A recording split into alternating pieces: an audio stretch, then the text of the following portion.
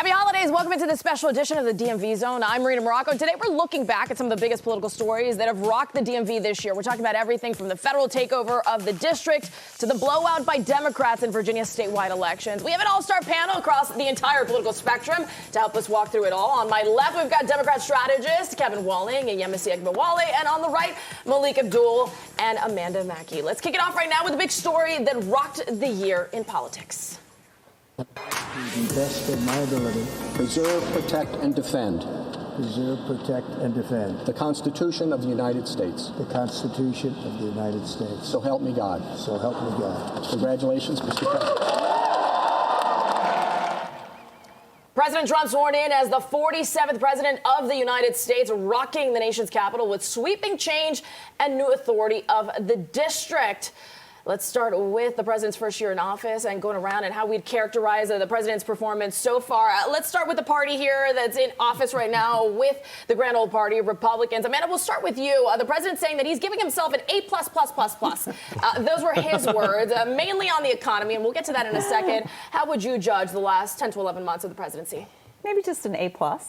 I think he's done a great job. Look, Republicans are happy to be controlling all three levers of government. It's an exciting time, and President Trump was able to push through a lot of his agenda, which started with undoing a lot of the executive orders under the Biden administration. We see that with every administration that's opposite from what was previous there. President Trump, no different. I think he took a very aggressive stance on immigration and foreign policy.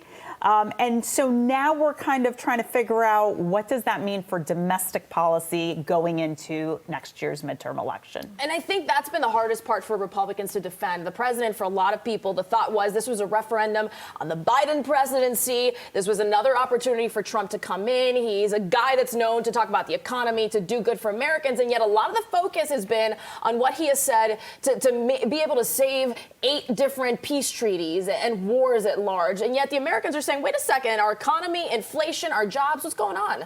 Donald Trump thinking that he's an A+++ president? That's not surprising at all. And you're right, because Donald Trump came into office, even in 2016, it was more of a populism when it came to the Republican Party, something that we really haven't seen before. Even things on health care, Donald Trump has been to the left of the Republican Party on health care. And I always make a distinction between 1.0 and 2.0, because in 1.0, he really was talking about things like pre-existing conditions. The economic anxiety is what elected Donald Trump in 2024. And that same economic anxiety exists now. And so you do have people in the party asking a really, a pretty good question. What about us? He's doing a lot of things when it comes to foreign policy, but people are asking the question, what about us? And even though these things that Donald Trump is doing, he may not be necessarily responsible for like an uptick in our numbers, but at the end of the day, he's the president of the United States. And so people are going to continue to ask,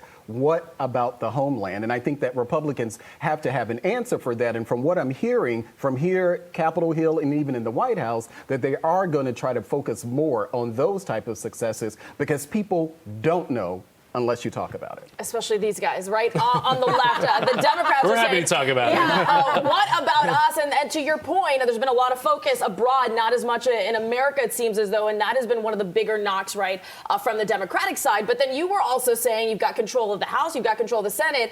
We're around the corner from the midterms, and the Republicans may have ridden this wave for a little bit here, but this is where things really start to get interesting. And for the American people, big question marks. Does this look like we're just going to be at a stalemate for the rest of this term? It certainly does. I think that's, always the nature going into an election year. People are a little gun shy. We saw some dynamics at the end of the year, especially to Malik's point on the healthcare front and dynamics there with moderates within the Republican Party in districts that the Vice President Kamala Harris won, a little anxious about having to face voters based on some of the intransience that we've seen in Congress. And that's just the nature of Congress, right? They've got I think a 7% approval rate, while individual members have a much higher rate. But we see this with every president in a second term, and Amanda summed this up really well, focusing on the international element. The president has been really successful on that international level, speaking as a Democrat, because that's what's sexy, right? He has these adoring crowds across the world. and not focusing on the homeland, as Malik was saying, is really going to be problematic heading into this midterm election. So how do the Democrats really open up those holes even further for their advantage to say, okay, we've found the pressure points here for the Republicans, especially for this administration? I mean, I think Democrats are doing a really good job of pointing out this foreign policy fatigue. Trump got elected largely by a lot of young men who wanted a focus on themselves, and they felt almost villainized by the Democratic Party that hadn't done a good job of messaging to them. And so the focus was supposed to be on the groups of people who live here. And look, America first, it's in the name. If you run on that agenda, that's the expectation. And I think it's going to be up to Democrats to kind of grab the ball there and run on almost an America first agenda that says, yes, we can be the brokers of peace internationally, but what is the point of taking care of what is outside of the home if inside the home it is expensive and it is broken? Yeah, and let's talk about inside the home, because one of the first orders of business for the Trump presidency was to eliminate and to try and recoup so much money from the budget by eliminating jobs, by creating this Department of Government Efficiency. And this is how it all started way back when. One of the most important initiatives is DOGE, and we have cut billions and billions and billions of dollars. But if we don't do this, America will go bankrupt. That's why it has to be done. Hindsight's 2020, yeah, Missy. Elon Musk, I forgot about Was this him. just this past year? My God. This Oh my is God! like, I felt yeah, him we've lived sitting in in the dark in eternity. the cabinet room. Yeah. I was totally taken back. Right? This was good. This was what the energy was at the beginning of the year. It was, we're going to revolutionize the government. We're going to cut the fat. Well, we cut Elon, but everything else is still here. So it almost feels like coming to the end of the year, there's a misguided direction, because we started the year with the energy of DOGE, and I'm not really sure where we ended up with that. It's kind of a loose end. What happened, Malik? So I honestly think that what Donald Trump was doing with DOGE, this was part of a long-standing conservative wish list. You know, get the bureaucracy out, you know, shrink the size of government. And I think that there were a lot of people, particularly Elon Musk, who simply did not know how government works. And so this assumption was, because this assumption is that it is, you know, if you cut these services, you know, you cut these different agencies, you cut the amount of jobs, then for one, that it would, you know, lower the deficit. It hasn't done that at all. But I think that there were just unrealistic expectations. And personally, I think it was good that it happened, because, as I said, this is something that conservatives have talked about all along, but it was never done. And I think we're seeing in real time. And unfortunately, it ended up causing Donald Trump a lot of, you know, some bad polling early on, and sometimes really an L for the administration, because when you get into a point where, wait a minute. Okay, well, we got to hire you back because we didn't. There's a way that Donald Trump, Barack Obama did it. There's a way to decrease the size of government, but it has to be done in a systemic way. And one of the criticisms that I hear all the time, even from people like me who supported Donald Trump since 2016, is that what we would prefer is a scalpel as opposed to a sledgehammer. And I think we're seeing the impact of a sledgehammer approach to this idea of decreasing the size of government. That's what Elon Musk gave Millet Yeah, the out whole in Argentina, saw. right? Yeah, the whole chainsaw. Yeah. I mean, and it didn't really work out, right? And that's kind of like looking at it back now, all these months later. Here we are again, and it really has created chaos, especially here locally. But one of the things that happened off the break from the White House were these pardons, especially the January 6 pardons that had a lot of people talking, and we know that the executive has the ability to pardon or to commute sentences, and the president has used much of that authority. It is the most amazing feeling. I can't describe it. When I took my first breath of fresh air, it was as if I felt like I was a kid again. It feels amazing to be free, you know, being incarcerated and being criminalized by so many, you know, media sites. Are we ever going to be able to recover from January 6th and just even the talk of these pardons and what, you know, how people feel about this? Yeah, it's a really good question, Marina, and it's a difficult question that we all still grapple with, right? The imagery that constantly comes up in the public consciousness, and I think what you saw is a vast majority of Americans did not support pardons for individuals that committed violent acts, especially against law enforcement, right? And that's something that should have universal approval. But the fact that there were a number of people that got caught up in the energy, the excitement of that day, you know, that's a whole different category of people that should have been treated differently. But again, the fact that the pardon was so broad and covered everyone involved in activities that day, I think is problematic. Yeah, there's so much happening around that. For the first year of this administration, Amanda, was something that you pointed out. Much of it has centered around immigration policy, the crackdown that we've seen in major cities like Chicago, even around these parts here, the DMV and Virginia. Is this something that has worked out? Are we seeing, at least we talk about approval numbers, it really isn't helping the president? Well, I think that having a presence of the military force in Washington, D.C. does make people like me, walking as a single woman, walking around, it does make me feel safer. I do feel like Union Station has been cleaned up. I think it has made a difference. And when you hear some of these older ladies in Chicago saying, I want safety and security here, I don't feel safe. How do you make them feel safe if their own local leaders aren't? And I think that's what President Trump has been trying to do. I think he views this as probably a good thing that he's done. I think he probably views his immigration policies and what he's done to keep the border secure, as well as keep local cities like D.C. and others secure. I think he views that as something that's important, because you can point out as many stats as you want. Oh, no, we don't have rising crime rates. But if people feel unsafe, they don't care about your stats. They care about how they feel. And I think that's something really important. But safety and immigration to some degree has also been conflated, right? Because I think you talk about crime in our American cities and urban environments. They're not driven by illegal immigration. That's not what the numbers show. And yet that has been conflated. Much of the narrative is that 1 and 2 are the same, and they're not. And we're hearing like cases like Kilmar Abreu Garcia, who has become essentially the poster child of this crackdown.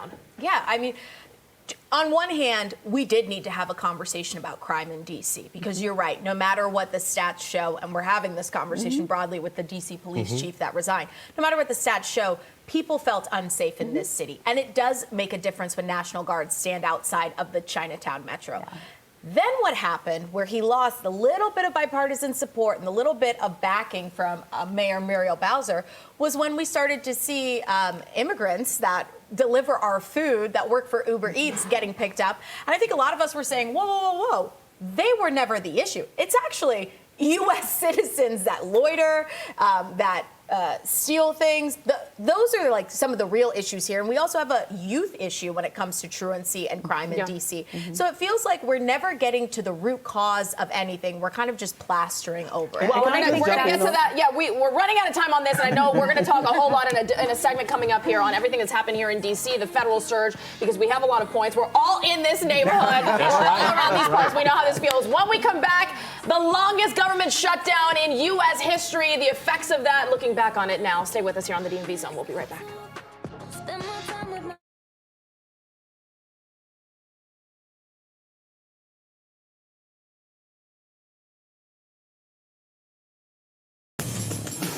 Back here with a special edition of the DMV Zone, looking back at a year in politics. And this year we saw the longest government shutdown in U.S. history. Employees going without paychecks, food banks packed, and air travel sent into disarray.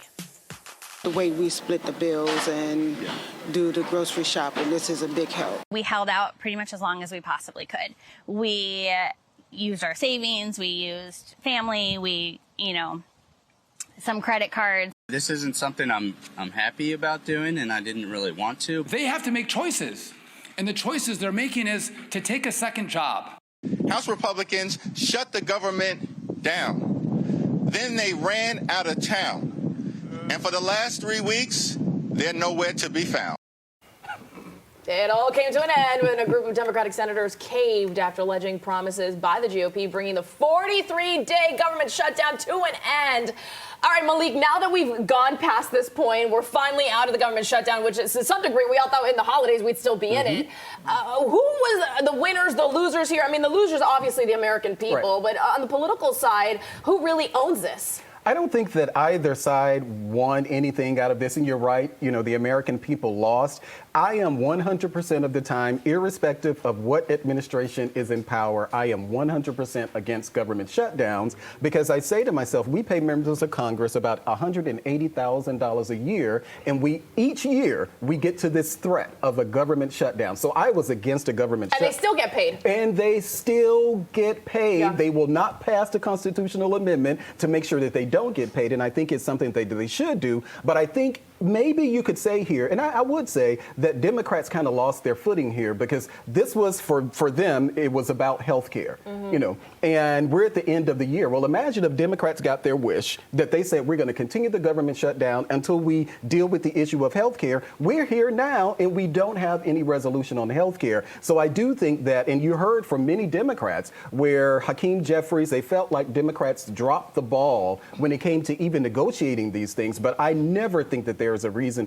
for a government shutdown. I felt that way during the first Trump administration when Nancy Pelosi didn't want to fund Trump's border wall. And he said, well, I'm going to keep the government shut down. And then it was Republicans who then joined Democrats to open the government back up. This sort of. And that was the longest government shutdown then, 37 days. Absolutely. This one, taking that one out. And gave us the most iconic image of Nancy Pelosi coming out of the West Wing in that jacket. But why did the Democrats, to some degree, cave? Because I tend to believe Democrats are the party of adults mostly, right? And are actually the party of government and wanting to see government function for the people. And that's ultimately why I think, Democrats came back to the table. You had some Democrats in tough re-election districts that gave those votes to reopen the government. But it did, to Malik's point, shine a light on this healthcare debate that is continuing to go on in this country. We don't have much resolution on that now. And again, we're also, through the first of the year, facing another potential government shutdown just 30 days from January 1st on January 30th when the government runs out of money once again. So we'll see if it's deja vu What's the all over possibility again. of that, Amanda? Because it seems as though for a president that likes to be A++++, he likes to have the bigger and better of everything, And including the longest government shutdown record after record. He's going to have a third one at this rate. Well, and that's why he's pushing for the revoking the filibuster. That's why the talk of the filibuster is coming back once again. I think President Trump sees this as I have, the next 10 months to get my agenda through because there's going to be changes a-coming in November and ultimately January. And so that's what, everyone has to forecast, whether we like it or not. We know typically, historically, what happens when a government is controlled by one party. That's what happens typically. But, President Trump could pull a rabbit out of his hat and do some miraculous things. We've seen gas He said he's going to put Trump on the ballot because it's the only time that he can come out to vote. That's right. Those are his words. Well, there's still checks that can be, doled out. That is something that can make a difference. But gas prices have come down. And so we may see the price of the affordability issue we keep talking about. And I keep focusing on groceries. That is going to be huge, though, because to be frank, we all go to the supermarket here. Yeah. It's expensive. And we talk about eggs. And sure, the Trump administration for a long time blamed the Biden administration. But how long can you keep blaming a former administration when you've been in power for 12 months now? I think you have to take it back to COVID. That's when all of this started. And so I think President Trump needs to show that he's doing something to make a difference. But overnight, nothing's going to happen. I do think the price of gas coming down has been tremendous because that's another one of those constant pressure points that Americans have. We're constantly having to put gas in our car. That is now under $3 throughout the national average, throughout the nation. So that's a good thing. I think what's important is that we don't lose sight of I feel your pain. The president needs to be humble, empathetic, and feel the pain of the American people. Bill Clinton did it well. But do you think, Amanda, that he can do that? Potentially, you think? And I think I think him having Zohran Mamdani, mayor-elect of New York City, come to the White House. Maybe his future running mate for a third term. No, I don't think so. They're very chummy. Definitely a bromance going on. Still to come, the big win for DC and the Commanders. The team set to return to RFK. We'll get into that after the break.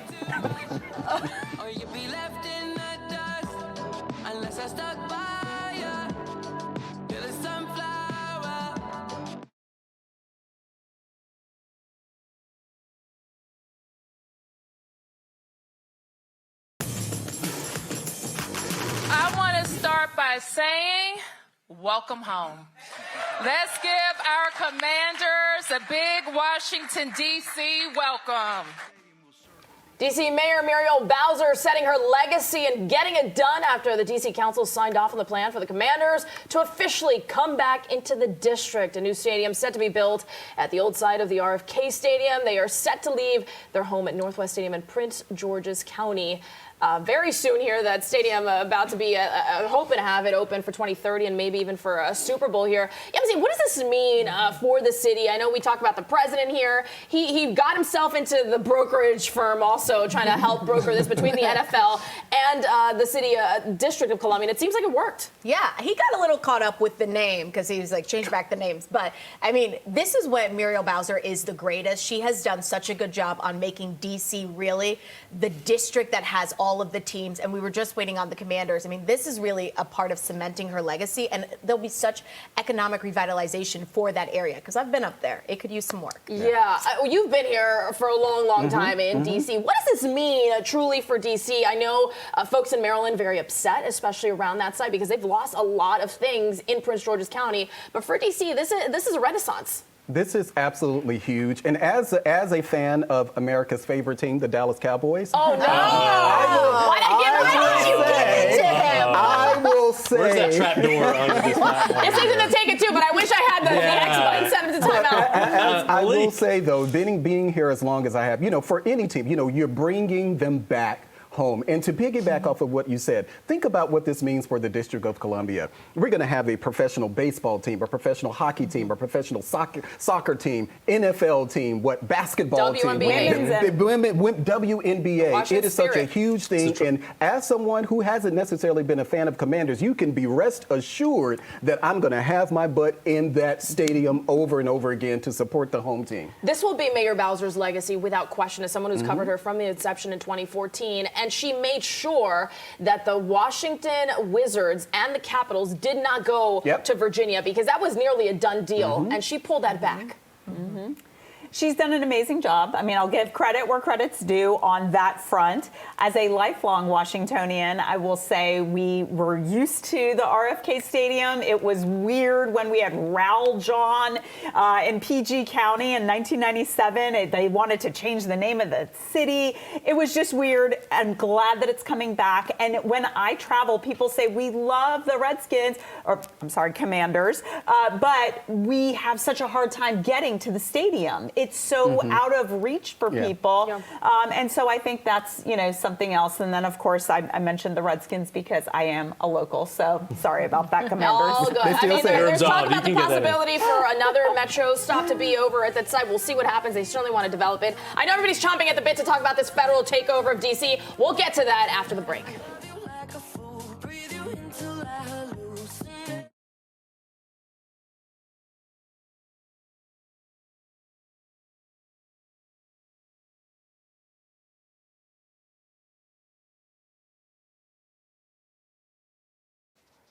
Welcome back to the special edition of the DMV Zone. One of the most monumental moments of this year's political shakeup came when President Trump decided to force control over our nation's capital. This is Liberation Day in D.C., and we're going to take our capital back and placing the D.C. Metropolitan Police Department under direct federal control. Deploying the National Guard to help reestablish law, order, and public safety.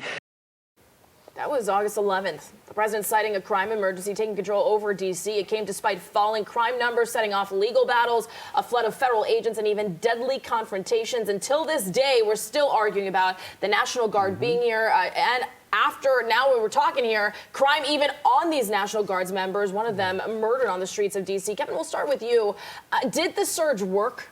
I think it did to some degree. And, Amanda brought up a great point. And we Democrats oftentimes get lost in the statistics battle where we say, OK, crime is falling in these different areas. But if you don't feel it, right, and you don't understand what, a core reaction to, feeling safe in your own city, I think we fail as politicians, elected officials, people who talk about these issues. And the fact that, as you just said at this outset, the fact that this young woman, 20 years old from West Virginia, National Guardswoman, Sarah, lost her life in the Capitol. Andrew, 24, was also shot and is in recovery. I think speaks larger volumes about the situation that we have in the city. Yeah, National Guardsmen patrolling the streets of D.C. There was a lot of talk about how the mayor handled this, her relationship with Donald Trump, where essentially she was leapfrogged as executive of her very own city. This is what she said. We're not satisfied we haven't taken our foot off the gas, and we continue to look for ways to make our city safer. The mayor, a Democratic mayor, having to work with not a Republican president, a MAGA president, someone that is seen as almost as a third party, if you will, and a visceral reaction when you have a city that is so largely Democratic, progressive Democratic at that. How did she handle this? I thought she handled it well. I actually don't know anyone else who could have navigated that fine line and positioning. Look, because of D.C. home rule, she's in a very different position than other local electeds. We've seen the way that the mayor of Chicago has reacted to it. I mean, she doesn't have that kind of opportunity for disengagement. And she really, in a sense, protected all of us in this city by not shaking the wrath of the president here. There really wasn't another option. And I think she took the most rational path. And the fact that you saw Donald Trump praising the mayor was something extraordinary, to your point. And really, who would have thought that Mayor Bowser would be friends with James Comer? And that there would be these relationships, politically speaking, right, where they are such foes, and yet they've become, because of, they have something in common here, which is the District of Columbia that is in this weird political limbo that's not quite a state, that has federal oversight, and yet so many taxpayers of D.C. did not like the fact, and almost saying that she was kissing the ring. But to Yemisi's point, did she have any other choice? Look, D.C.'s been in such a predicament because during the 4 years of the Biden administration, people weren't going in person to work. So this city was devastated by it. Businesses crushed, closed, generations of family-owned businesses gone because of what happened.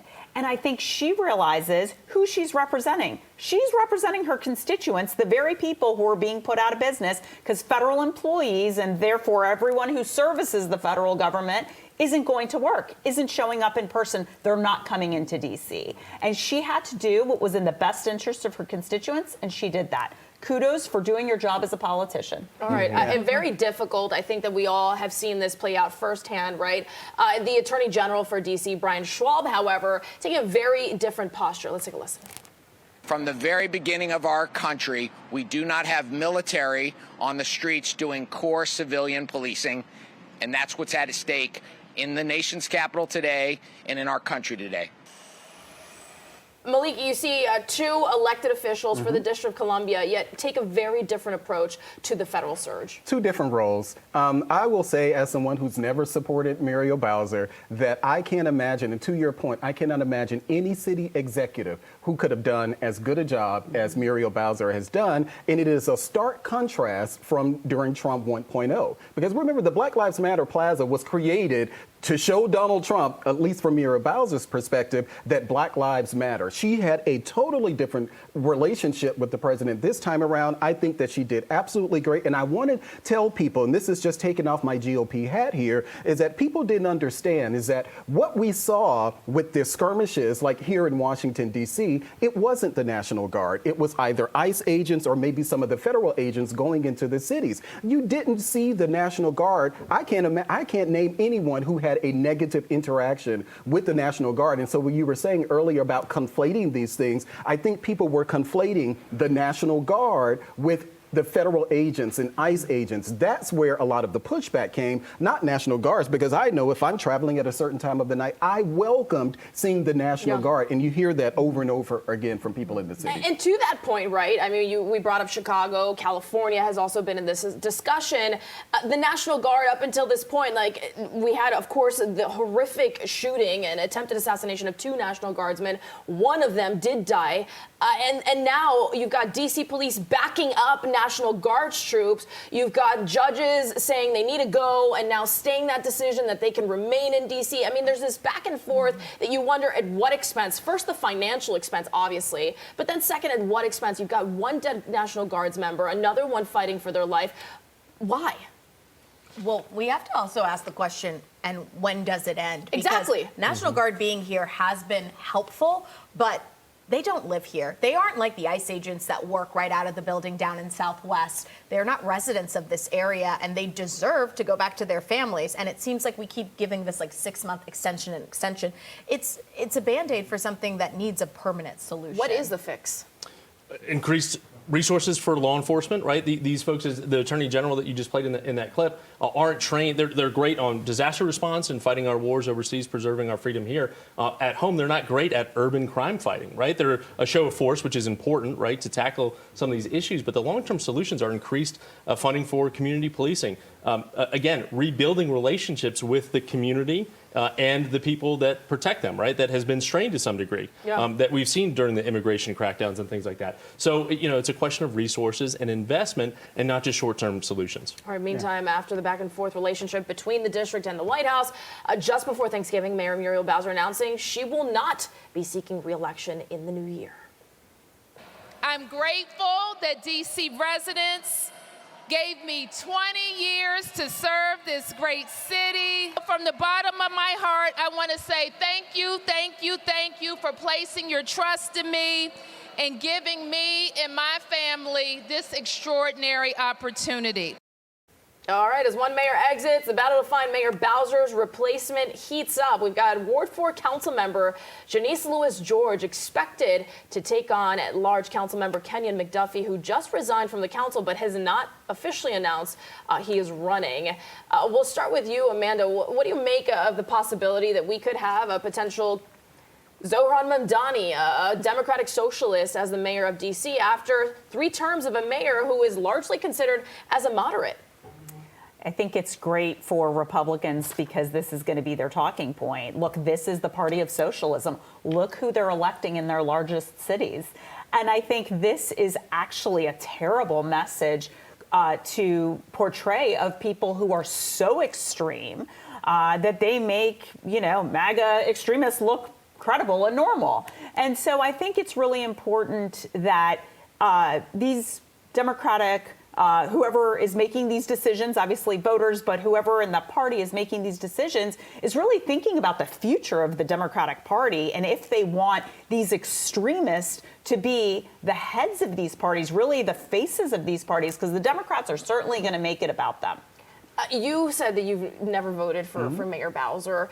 Would you like to see a Janice Lewis-George mayor? Absolutely not. And in fact, I was prepared to vote for Muriel Bowser for the first time because I was hoping she would run because I saw, again, such a difference between how she was in 1.0 versus 2.0. She actually has been a great city manager. I've been here through Williams, Fenty, Gray.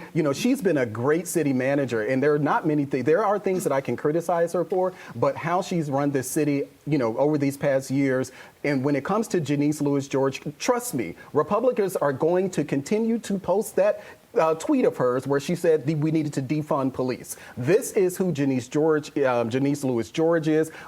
The District of Columbia should hope that Kenyon McDuffie is actually the mayor because if they want Janice Lewis-George to be what Muriel was in 1.0, and we see how that turned out for the District of Columbia. And yet the fundraising machine has begun. She's raised an incredible amount of money very, very quickly. We saw Zohran Mamdani take New York City by storm.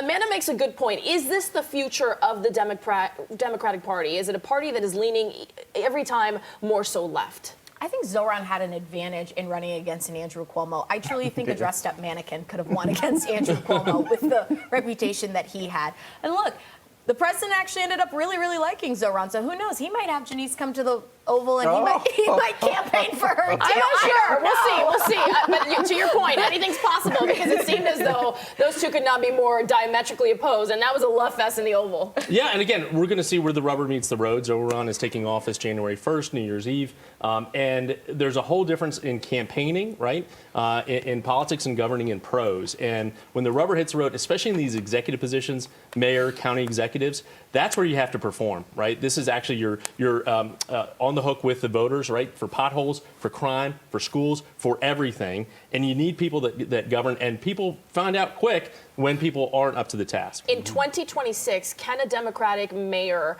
or at least candidate run on a defund the police platform? I don't Absolutely believe not. so. No. I do not believe so. I think you have to talk about reform if you're going to talk about making any changes. All right, well, next on this special edition of the DMV Zone, Democrats getting ready to take over power in Virginia. What it can mean for the rest of the country heading into the midterms when we come back.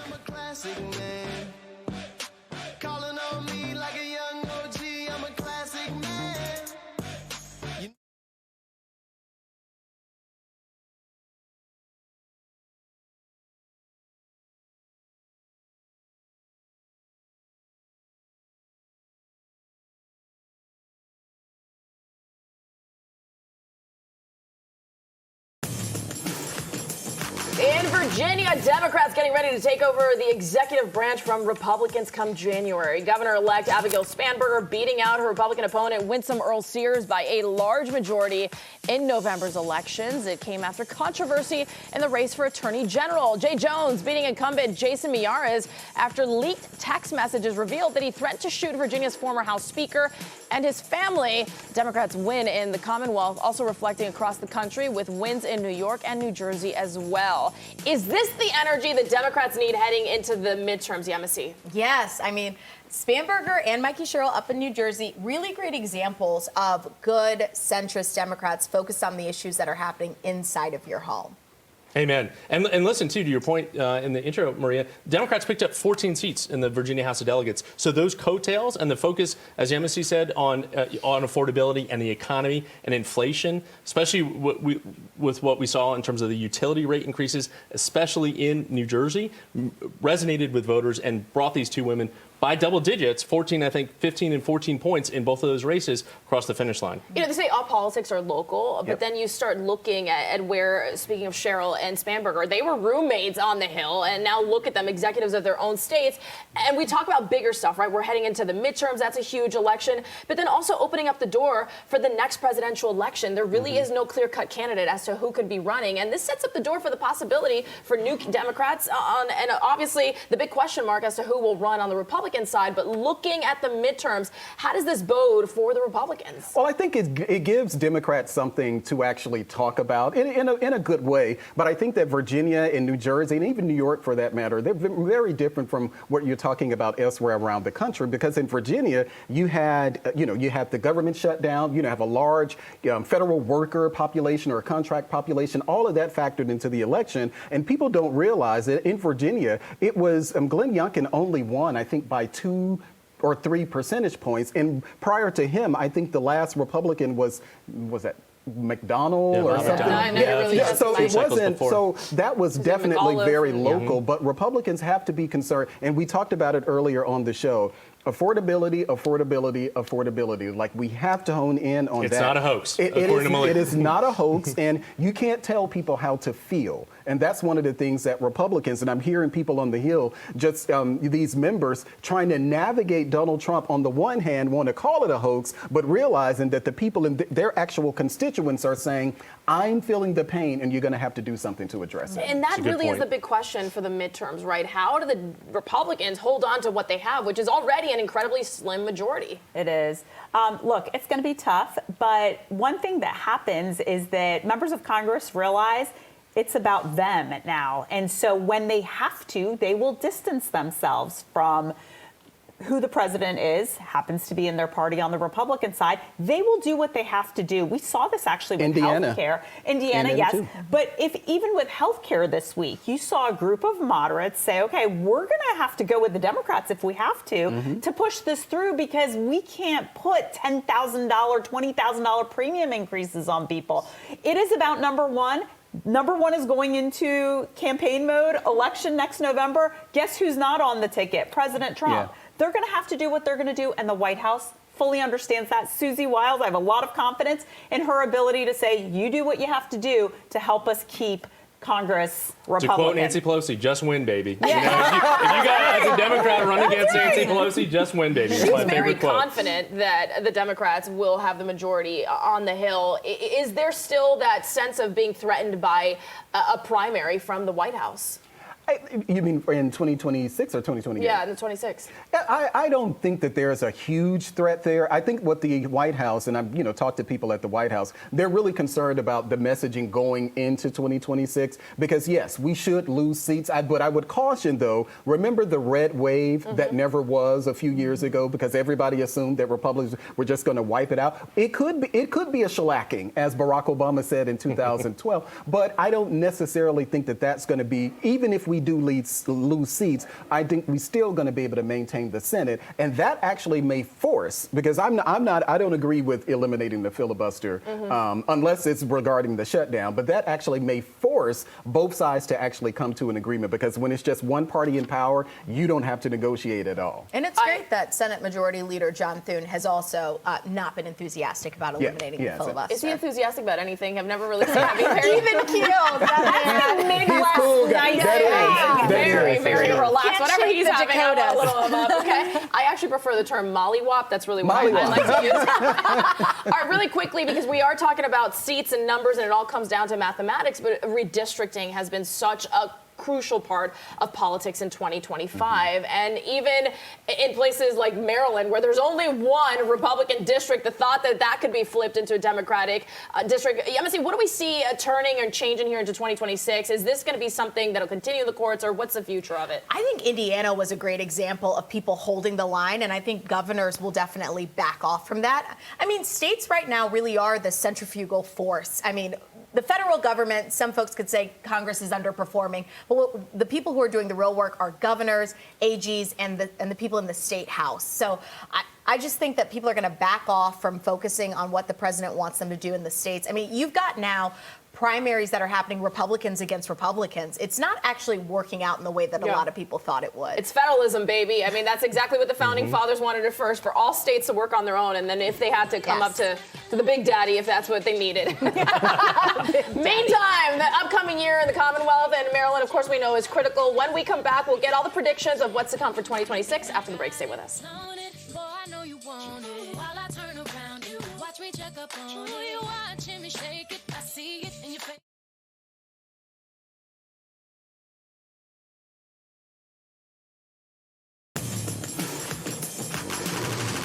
All right, welcome back in here to the special edition of the DMV Zone, looking at a year ahead and over us here in politics. The new year, what's to come, is really, the big question mark here. And we're in a place right now of, I would say, political instability. We don't know what's to come. Obviously, we have the president set at least for the next 3 years here. We'll start with you, Kevin. What do you foresee in the new year?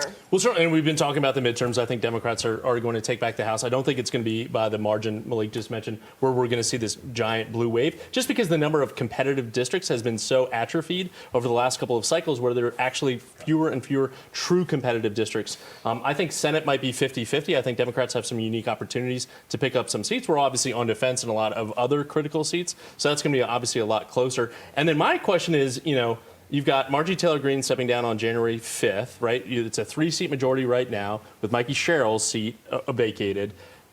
What happens with Speaker Johnson, right? When you have a 1-seat majority potentially for some months of next year, what actually happens on Capitol Hill? And does he keep his job? This could be Kevin McCarthy 2.0 very quickly. I hope not. I hope it's not good for any party. I think as we get into 2026, talking about leadership, let's look to the Senate. I think Chuck Schumer had a lot of conversations start within the Democratic Party about where does he go from here. I think 2026 will be really trend-setting for Senate. Does AOC come up? I don't know. I think we'll start to see kind of those pieces move. And looking at the midterms, but we know what happens after the midterms, and that's 2028. And so I think we're going to start to see people like Shapiro, Newsom. Everybody's going to come up on our screens a lot more. So at the same time that the midterms are happening. We're not tired of Newsom yet on the Democratic side? We'll talk off the record. Almost got her. Malik, what do you see into the new year? Very quickly. So I'm going to be quick about it. I think that if Democrats win, that Hakeem Jeffries will not be elected Speaker of the House. And I'm going to say something that's probably controversial, being a Republican. I also think in 2026, you will start to see the further fracturing of MAGA. I do believe that MAGA cannot survive without Donald Trump, and I think we're going to really start seeing that next year. And we're already seeing some of those fractures play out. Who is the heir to MAGA? Is J.D. Vance it? Well, I think what happens with Venezuela really sets the stage with what happens with a fracture in the Republican Party, because you're already beginning to kind of see it. I think that's a really big issue going into 2026. Florida is very well represented in this administration, starting with Susie Wiles. Venezuela. Who likes Marco? Yeah, Marco Rubio, exactly. And that is very pivotal. What happens to Venezuela, to the state of Florida? All right. And then the master marketer, President Trump, see what he does to make sure that he holds as many seats as he can next year. Big question marks for 2026. We'll play these same comments in December 26. Wally, Malik Abdul, Amanda Maki, as always. Thank you so much for joining us. Happy holidays, everybody. Happy holidays. Just joshing. I'm spending this holiday locked in.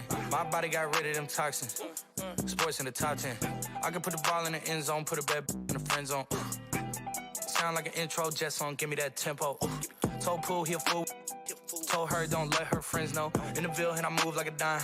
Eating fettuccine at Vincenzo's. Me and my amigos got that free smoke on the West Coast. Yeah, I'm talking about.